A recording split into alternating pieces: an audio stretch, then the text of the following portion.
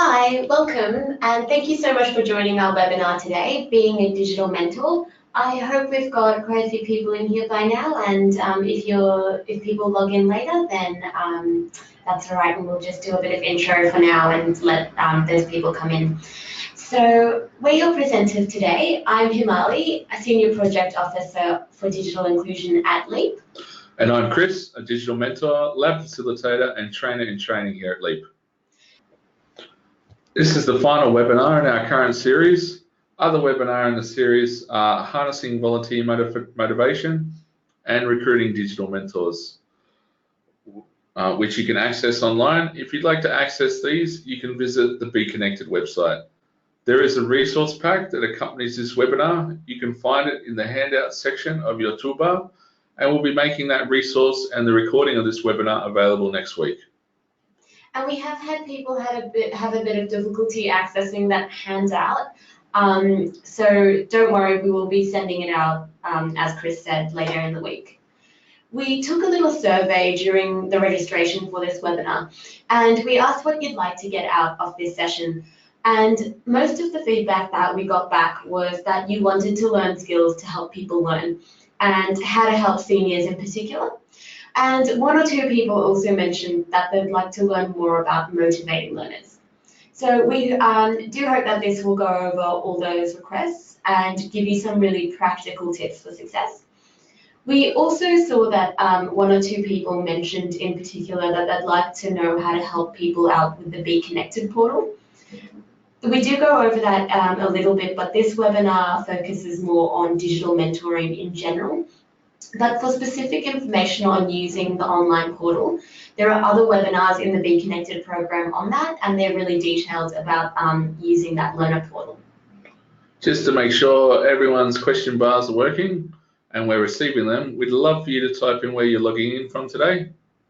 So that's just in the questions section. As I said, the chat bar isn't working for us. So there's someone coming in from Roselle, that's nearby. Welcome from... And we've got Kevin coming from Mackay. Oh, wow. And sorry, I can't actually We've got someone see them all the way from Gosnells in Perth. Oh, wow. One from Bathurst.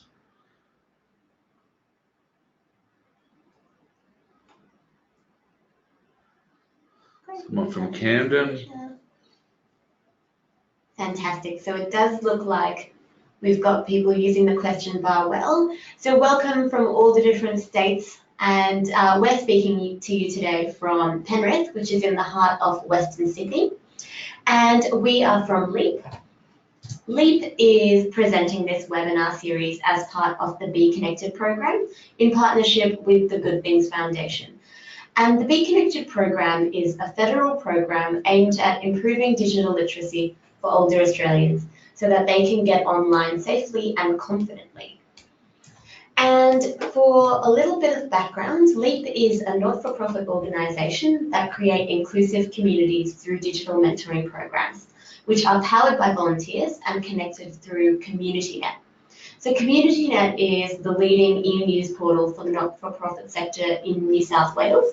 We send out about 20,000 emails weekly through that, and you can subscribe for those newsletters at communitynet.ngo. Our volunteer solutions team connect volunteers to roles throughout Western Sydney, and they also create and provide training for volunteers and volunteer managers in the region. And finally, a bit about our digital inclusion work, which is what today's webinar is based on. On the screen, you can see our digital mentoring program that we run here at our office called the Leap In Lab. And we run it every week on Wednesdays and Fridays for 2 hours on each day. We have an amazing team of volunteer digital mentors who come in every week and pair up with our learners for 1 hour sessions. We take bookings from the learners who really are anyone from the general public. And bookings really are vital because we always want to make sure that it's one mentor per learner, unless sometimes we get a couple that wants to learn together, but it really should be one-on-one. And the learners usually bring their own device in, and they have a list of topics that they need assistance with generally. Our learners come in as often as they would like to book in, and quite a few come in every week as regulars. We started our digital inclusion work by running this Leap in Lab as a free program for the local community. And we also run a Leap Online initiative. So that supports the creation of digital mentoring programs, and the webinar today is based on that experience, helping other people start programs like the Leap in Lab and running it ourselves here every week. This webinar is about tips and skills for success in being a digital mentor. A digital mentor is someone who provides one-on-one support to inspire people to use any device. There are multiple benefits of the digital mentoring model. Having a one-on-one mentor to learn about technology enables learners to learn from any level of prior understanding, which can range from not knowing how to turn on a device or navigate a desktop to learners who might want to refine their skills they already have or explore new things on their devices. Mentoring allows learners to learn at their own pace and allows for repetition in learning. With older people in particular, this can be advantageous as they may need to go over what they've learned a few times before they can feel confident doing certain tasks themselves. The model also allows learners to learn about what they want to learn about instead of having to follow a set out program. This might be texting, Skyping, or using apps, or might be searching for family history online, or accessing government services or online banking, or filing pictures in folders and sending them to friends and family, or sharing them on Facebook. Digital mentors allow people to fulfill their own learning goals and receive tailored support to do this. And the mentoring model works with the idea of trusted faces in local places, which was coined through an organisation in the UK who did a lot of on-the-ground work in digital inclusion and also research. And through that, it's been proven that people learn best from repeated, informal, face-to-face and one-on-one support. A digital mentor's role is to help learners overcome the multiple barriers to digital inclusion. And those are skills, access, trust, and motivation. So digital literacy programs are not just about supporting people to build skills, but rather to address all the barriers to inclusion. We find that in our lab that confidence building is the core goal rather than just imparting skills. So having that one-to-one connection really helps with this process, as many people, especially older people, might feel left behind in a class setting. A digital mentor makes learning about technology a safe and well-supported journey for a learner. And Chris, you did mention a lot of things that people come in and they learn about, but what are the most typical things, the most common things that you support learners with on the lab on a daily basis? The most common topics we get are email, phone, and especially managing your photos on your phone. Right. So those are kind of the most popular things that people come in with. A digital mentor needs a few skills and a few core qualities to be successful. The first is basic digital literacy. So there's no need to be an IT whiz or know about hardware. So sometimes we do get people coming to our lab and they want us to fix their device. So we just say that we can't do that, and it's not required of our volunteers to have any of that more technical knowledge. But that said, a good understanding of the basic concepts and tasks using different devices is essential, especially in regards to navigating devices and using the internet. And that doesn't mean that a mentor has to know everything. Our lab is quite informal, so it's fine for our mentors to ask another mentor for help if they don't know something, or they just try and figure things out as they go. And the most common thing to do, and would be our tip for you if you don't know something as a digital mentor, is just to Google it and just follow simple steps online and figure things out as you go, as I said. It's also not necessary to be really confident on every device. We take a strengths-based approach in our lab, which means that we look at the strengths of our mentors and then we pair them with learners accordingly. Empathy is a core quality for success in digital mentoring. Being compassionate and putting yourself in the learner's shoes is key to success in the mentoring journey. Technology is scary to a lot of people, and many feel shut out or isolated when they don't have digital skills. So taking a friendly and non-judgmental approach will help your learner build trust. Needless to say, a digital mentor should never ask why or how someone doesn't know something. Patience is also a core quality for success, and I think it's the one I would stress the most. You need patience as a mentor because people learn the best from repetition, and it may take many goes for someone to demonstrate learning. As a digital mentor, you should respect the pace of someone learns at, and remember that frustration discourages people from doing well. Something we have actually found in our lab is that people with the most advanced IT knowledge actually get frustrated more quickly. So if you're someone who likes a fast pace and a role, this might not be the right fit for you. When we start mentoring sessions with a new learner, we find it useful to start with a conversation rather than getting straight to the technology. This helps us get to know our learners a bit better, help them settle in and reduce anxiety, and also to identify their goals and help us to reach them. When you're mentoring, some important skills are body language. Make sure you make eye contact and be calm. Showing, not doing. Mentoring is about giving people the skills, not doing it for them. One handy tip is to give simple instructions that the learner can follow and try to get them to be self-sufficient. In digital mentoring, it can be easy to fall into just doing things for learners, especially quick tasks. But this is not what digital mentors are here to do. We help people build skills, and doing tasks for them hinders learning and independence. An example of this could be when signing up to Facebook. They should type in their own details instead of getting you to fill out the form quickly, so they can practice typing and filling out online forms. Even if it seems quicker to get into Facebook.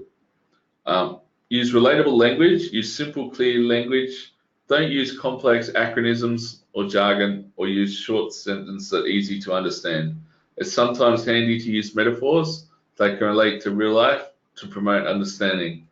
For example, you can explain that a password is like a key to your front door, or that an email address is like a passport for creating online accounts. Also, if you have complex IT knowledge, try to not overwhelm the learners by overloading them with very technical or complicated explanations of what things are and how they work. The learner doesn't need to know all this. Try to explain things using the most essential parts that a learner would need to know. Digital mentoring isn't just about building skills, it's a way for people to understand technology and the wider array of concepts that go along with using it. Digital mentors help learners fill in the gaps in understanding that learners may have and can't properly fill in a computer class setting. Things that learners commonly need help with understanding include what is the difference between using Wi-Fi and 4G and when each should be used. What is the difference between laptops and tablets, and the difference between platforms like Windows and iOS. And with those things, you don't need a comprehensive or technical understanding of those types of concepts, but just be able to provide a really practical and everyday explanation of those sorts of things and how it affects people's actual use. Motivation is something that comes up a lot in the lab, and motivating learners is a central part of getting people online and participating in the digital world.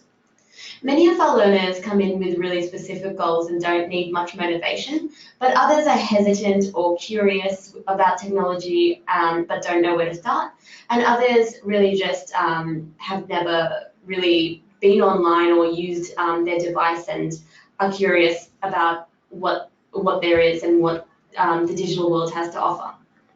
So our number one tip for motivation is to find the learner's interests.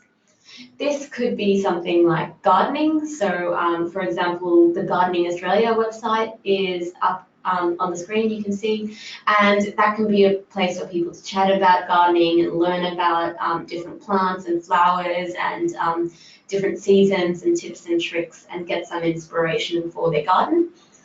YouTube is also a really great way of relating to pretty much anyone's interests, because you can type in anything and find lots of entertaining content. And if you're unsure of where to start, music is a really safe bet because most people like music. So you can look up someone's favorite artists and play their favorite songs. And this can often be a really fun way to get people involved in the internet, because they don't realize, that something as amazing as YouTube is up and how much they can access just at the tip of their fingers. You can help them access TED Talks, documentaries, podcasts, audiobooks, and all those kind of cater to a wide array of interests as well. You can also show them how to Google different things, so that could be different interests like history or theology or philosophy, and then you can show them how to look for appropriate sources rather than just anything that pops up. Google Earth is a really good one for people, especially that have lived overseas or come from other countries, or maybe still have family in other countries. Because it can be really exciting to find their hometown and then use that street view function to kind of, you can find the actual house that they lived in or where their family is, and that's often a really exciting one for people. Cooking is also one that's really popular, so you can show someone how to use Word to type up their recipes, and you can then make it pretty and then show them how to email it to their family.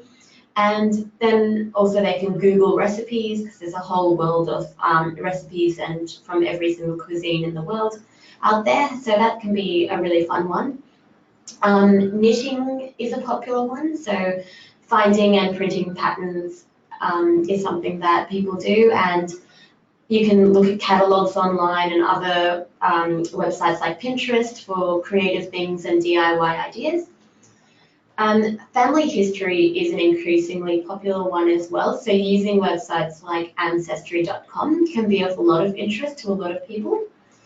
And then fun apps like Crossword, Sudoku, Solitaire, Scrabble Online can also not only be fun, but introduce people into playing, live games, and they can connect with other people, and that can be a really good way to engage people with the internet.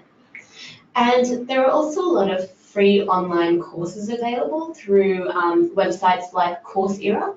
So Coursera offers courses on every single subject pretty much, and you can do them online for free, and you can do them from home. And if you pay a tiny bit of money, you can also get a certificate for those. Motivating people with savings and efficiency is the other way to motivate people. Sometimes it's not even just savings and efficiency, sometimes it's necessity, so you might not actually be able to do some things offline anymore. And many people actually don't know how much time, money and effort they could be saving and how many handy things are available online. Reading online news instead of buying the paper could be something that someone would use to save money, as well as using online banking or online shopping to get things done quicker. So especially if you have mobility issues or vision impairment, you can go online and you can order from places like Coles and Woolies, and you can then have a lot of control and know exactly what you're buying, and it comes straight to your doorstep. Websites like the Book Depository are really, really useful for finding cheap books. It's free shipping internationally, and the books are cheaper than I've ever seen anywhere in a shop. TripView, I know that's a New South Wales app, but I think there's pretty much a different version for every state, or at least a website for public transport in every state. So looking up things like bus and train timetables is a really, really important and handy thing for seniors, especially because they tend to take a bit more public transport, and they might not know that exists. And here in Sydney, I take a bus and a train every day, and in my suburb, the buses are always late, and I often see older people out at the bus stop in 40-degree heat or in the rain or in the cold of winter, and they don't know that the bus is late. But with TripView, it tells me exactly when the bus is coming. Even if it's late, it gives me how many minutes it's running late by, so I can still leave my house on time and not be waiting out for the bus, and also then plan the rest of my day accordingly. So it's really unfair, I guess, for seniors who can't access those sorts of things and don't know. So these types of websites and apps are a really good thing to show them. Looking up movie times, this is a really handy one, or any other times for events and things like that. I know in Sydney, event cinemas don't even have a like a phone line anymore. If you ring their phone line, you get an automated message saying that you have to visit their website. So a lot of things really are just going online, and to know what's going on or plan your day, you kind of have to hop online. Making reservations and finding out details about events can be really handy if someone is planning a holiday, especially you're going interstate. You can check out what's on at different galleries and things before you go there and have to pop in and see what's there. Checking the weather online is practical for very obvious reasons. And using lots of basic practical apps like flashlight, the calculator, calendar, alarms and reminders, your camera on your phone. Also one that can be really handy, especially for seniors if they find typing difficult, whether because it's a speed issue or like a visual issue, is that Siri and Google can have that speech to text function, so they can actually speak their message and then send it to their friends or family. And that can be a really handy thing for people, not just older people, but for everyone. The key, I guess, to motivating people is to be asking the right questions. And that doesn't mean that you have to be a big sticky beak and, ask a lot of really personal questions. But knowing a bit about their lives is really helpful. So identifying the learner's needs can be done with really simple and straightforward questions like, do you take public transport or do you go to the movies? Do you like to cook? And often if the answer is no, then that's still enough to get some information about the person. So for example, if they don't take public transport, then they could be interested in driving apps such as Find My Car, which is an app that helps people find where they parked. Essentially motivating people to use technology comes down to the two basic categories that I've been over, and that is that they should use technology because it's fun and exciting, or because it's useful and it helps and it saves time and money. Or I guess there is that third, which is because they have no other option, because increasingly today things are becoming digitized. And the most powerful motivator, I think, of all for people to use technology is connecting with other people. So having a goal of using technology to connect with others is often the most life-changing and exciting for learners. For example, if someone wants to connect with their family by sending their grandchildren photos or Skyping with them, it becomes really rewarding for them to achieve these things. And then on the flip side, even if people don't have anyone in real life that they want to connect to, then connecting to online communities can be a really powerful way of combating social isolation and loneliness. And the internet can make our world smaller and connect us to so many people we never really have to leave our houses to interact with them, which I guess to some people might sound like a bad thing, but really is a positive if you are feeling isolated or lonely. So yes, connecting with other people online or with your offline family and friends is the greatest motivator for getting people online. One method we use here in the Leapin Lab is blended learning, which means combining online learning and face-to-face learning. The Be Connected program has an online learning portal you can see on the screen. The web address to access it has learning modules on the technology. Sorry, the web address to access it is up on the screen. Yeah, sorry. It has learning modules on technology topics. It's interactive, and you can create a profile that can track your progress. It's a fantastic resource to use with your learner.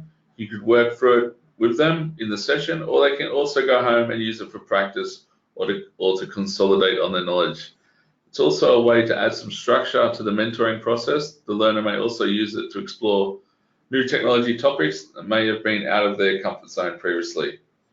And we just have a question here, and it says, what type of online communities can we suggest?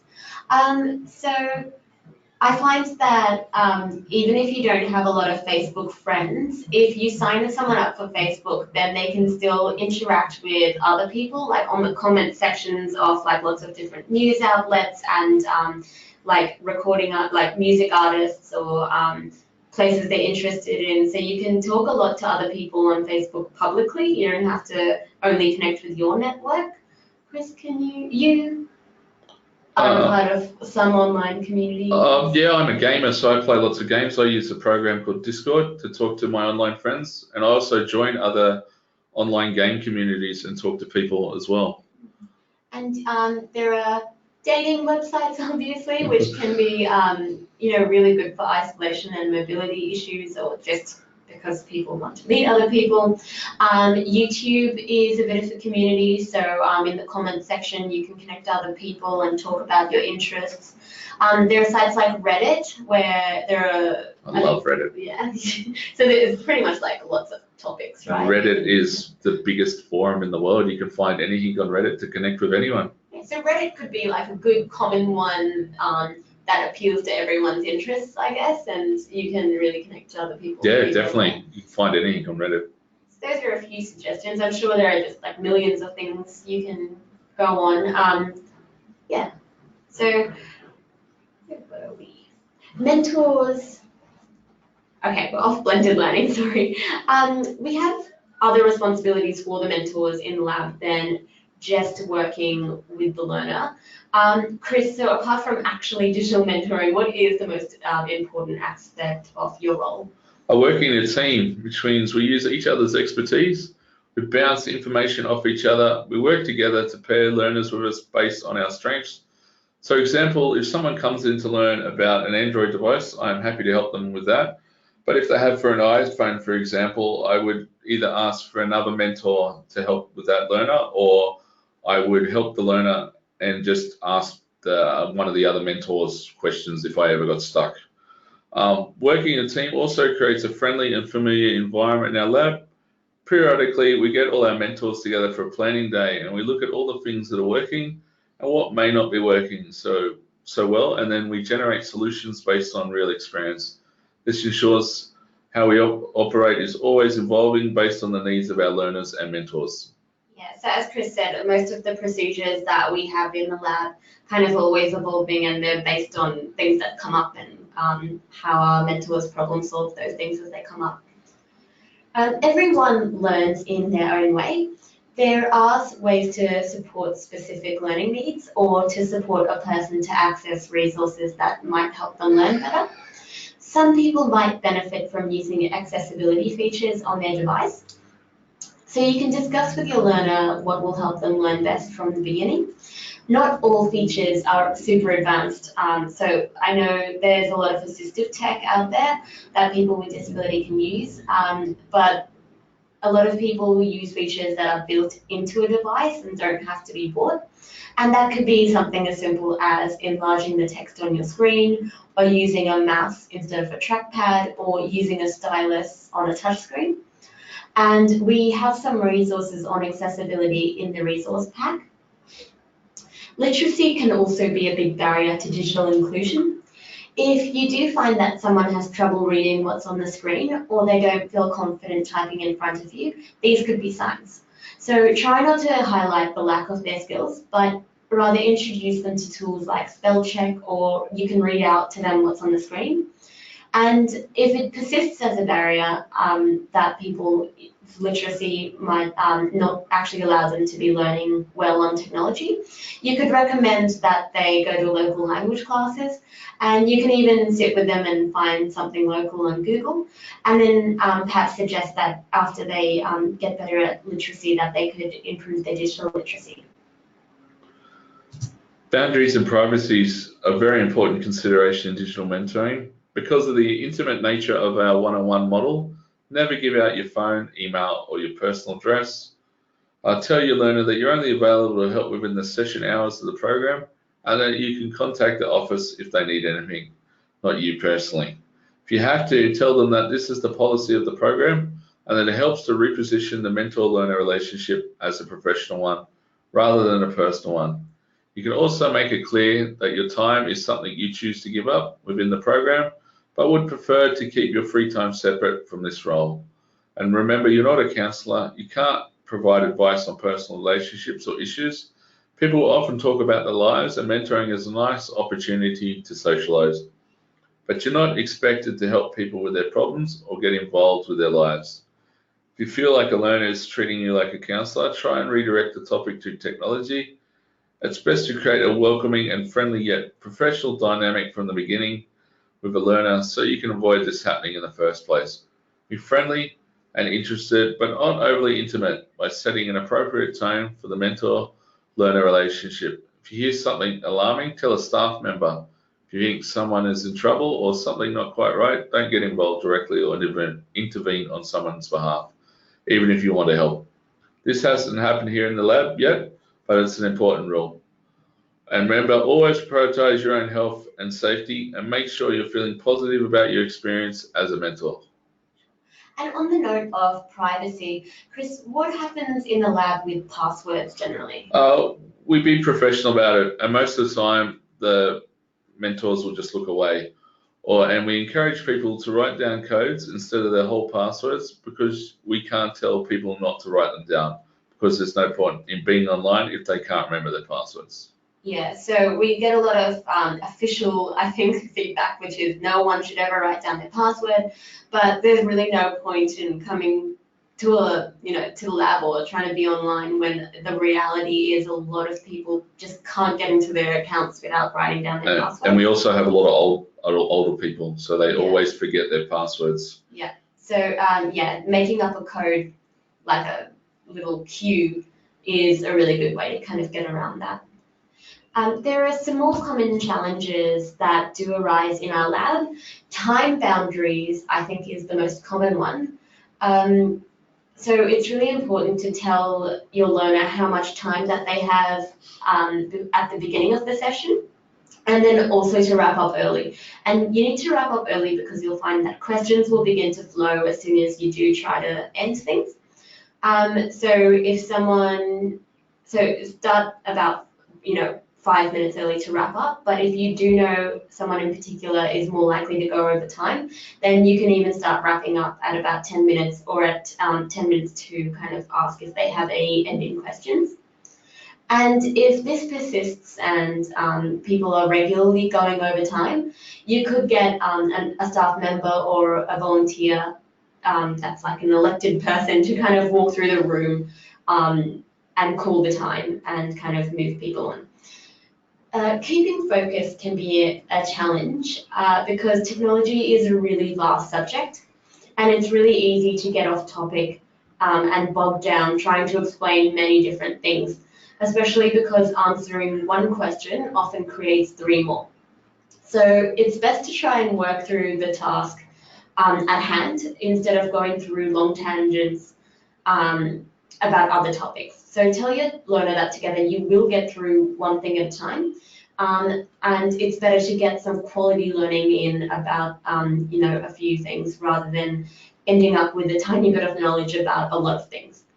So if the learner starts to ask questions, question after question, then just remember to redirect their attention to the task at hand. Requests for expert advice is really common at our lab as well. Especially because people come in to learn about technology and then, naturally kind of the next question is what device or plan should I buy? So it's important to disclaim that you're not experts and that you can't provide expert advice or financial advice to them. Something our volunteer team thought of was that a good thing to do is to suggest that your learner goes to a neutral vendor like JB Hi-Fi instead of obviously like an Apple store or a Telstra store where they'll be sold a particular product. And then you can prep a conversation together, so you can kind of be the salesman and they can practice speaking to a salesperson. And then together you can write down a list of priorities and needs. For example, that could be that it's low cost or, doesn't need to be that powerful, etc. And then they can actually go into the shop with that list. And that's really, really helpful in particular for older people because it jogs their memory, but it also stops them from feeling on the spot when they're asked questions about what they need. Just kind of preparing people for purchases is a better way than actually suggesting just like an outright purchase, because also you don't want to be responsible for someone buying something and then them not being satisfied with it. If you do have a strong opinion, then you can tell them, what your preference is, but then disclaim it's not a suggestion to buy it, just your personal preference. Chris spoke about maintaining healthy boundaries, but I just thought I would reiterate that accidental counselling does occur when you're dealing with someone one-on-one. And if something particularly distressing does come up, you should always report it to a staff member who should also be able to provide you with support and have procedures for supporting that client. Digital mentoring ultimately is about social inclusion as much as it's about digital inclusion. So the social aspect of it really is invaluable. Again, it's just about striking that healthy balance between social and professional, and being able to create a friendly and trustworthy environment without having to compromise on personal boundaries. Managing frustration is another challenge that doesn't really come up very often in our lab, but it does sometimes happen, but it can be effectively managed with a few basic skills. One of those skills is to recognize that the learner is usually frustrated at the technology and not at you. So you can suggest a break and talk about something for a little while that is not technology related, and that can often diffuse their anger, just having that little time off. And validating their frustration can also be a good way to diffuse anger. So saying, being empathetic and saying that you understand that it's a really hard task. Managing expectations is another thing you can do. So if you can anticipate that a task might be a bit complex for someone to learn, then you can start with saying, this will take a while to get a hang of, but with some time we'll get there. And always remember that you can leave a situation and that hostility to others is not tolerated. Try not to engage in political conversations and always report offensive behaviour to a staff member.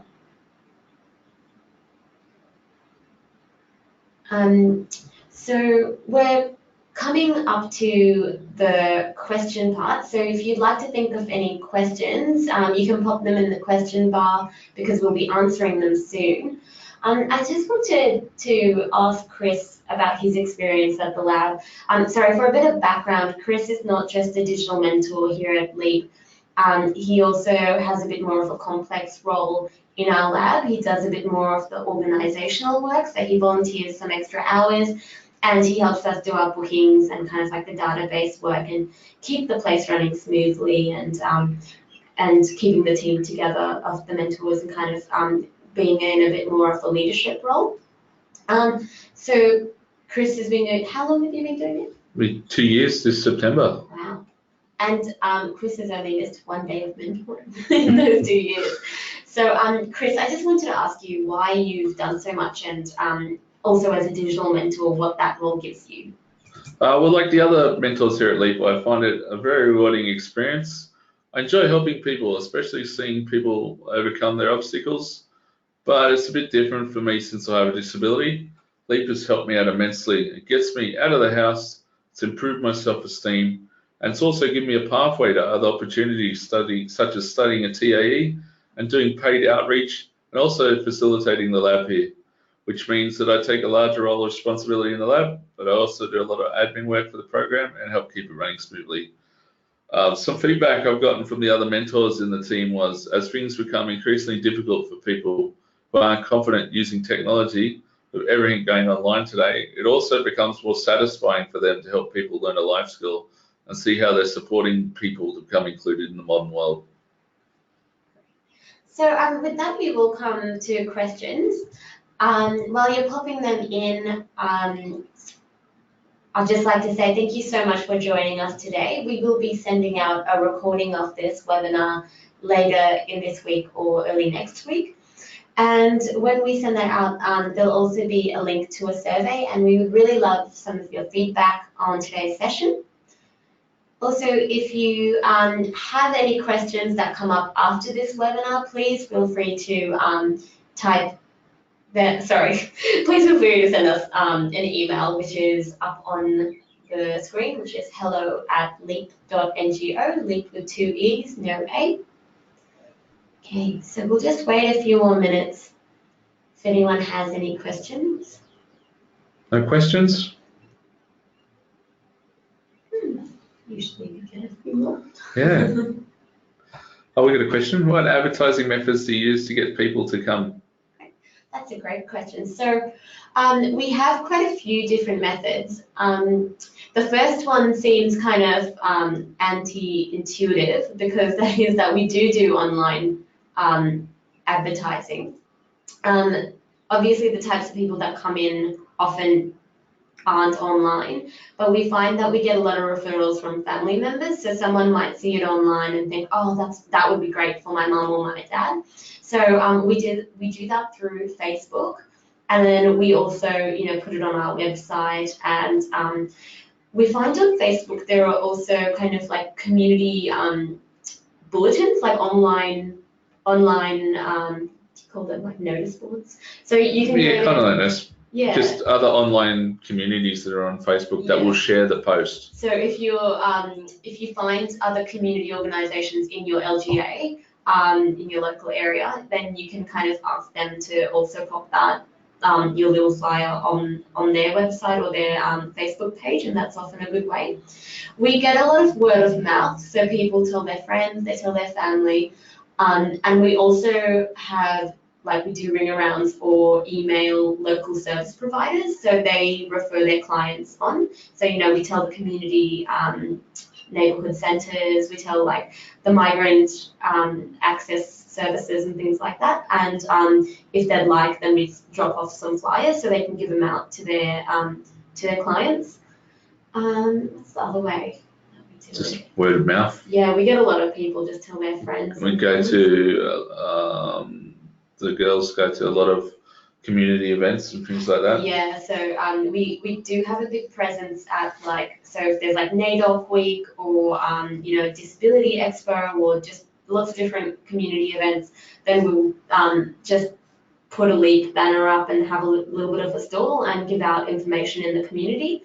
And that's a really good way to talk to people, especially because if it's during the day, you often will find a lot of seniors are out. So, because it's business hours, and so you'll kind of get your target demographic.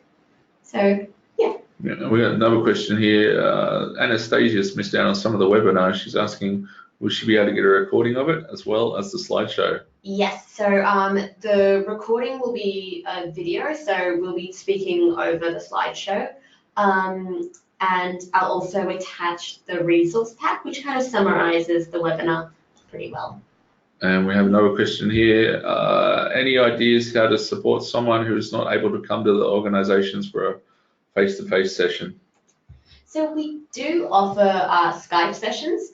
No one's taken us up on it yet. Not yet. No. We would have to investigate, we were saying, though, software where screen sharing is possible. So that's kind of the best. I think you were saying, Chris, there's a program that does that. Yes, Discord does that. But we also, well, I do a outreach once a week. I go see a lady and I help her with her tablet because she's in an electric wheelchair. So we do yes, that in the home? Yes. Sorry. Yes, TeamViewer is another one as well. You can use that for screen sharing.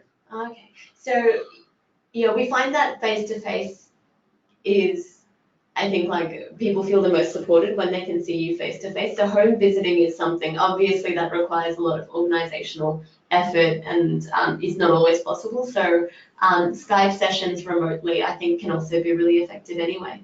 And yeah, again, if you can screen share, it's a bit more effective because you can see what's on their screen.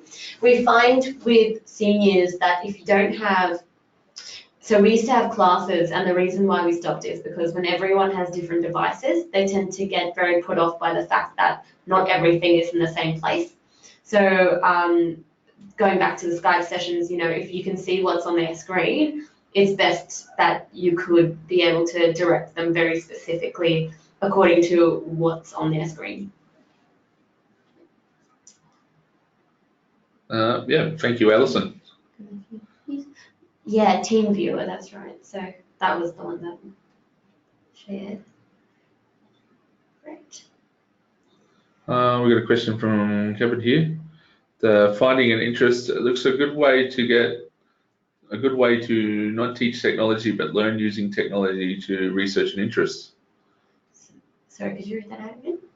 Finding an interest looks like a good way to not teach technology but learn using technology to research an interest. I'm sorry, can I just look at this? Yeah. Sorry, just bear with me one moment.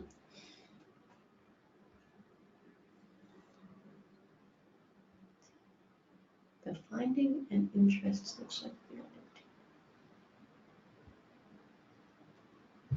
Okay, I think maybe I'm not getting the way that sentence is phrased. But Kevin, if you'd like to send us an email or elaborate a bit more on your question, I'm sorry that we're not quite getting it.